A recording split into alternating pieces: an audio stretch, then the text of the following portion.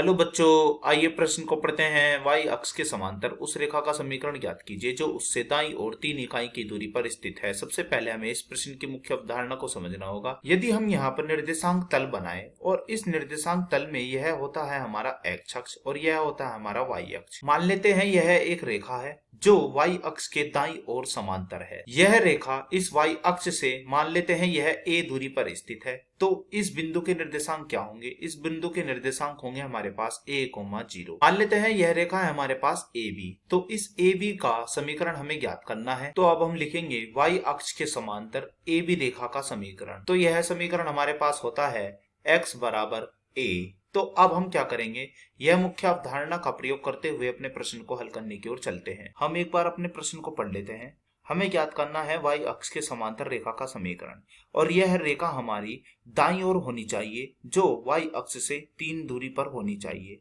यानी कि हमें यहाँ पर a का मान कितना दे दिया है?